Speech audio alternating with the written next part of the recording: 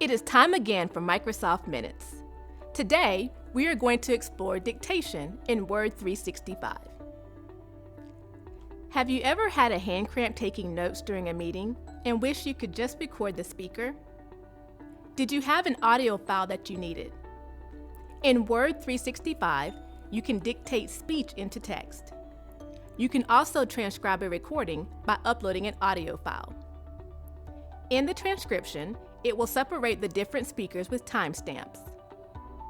Editing the transcription can also be done with a simple click of the mouse.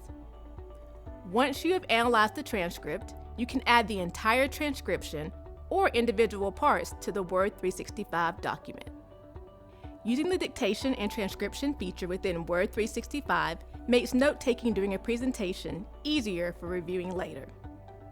Join us next time on Microsoft Minutes when we explore Task by Planner and To Do in Teams.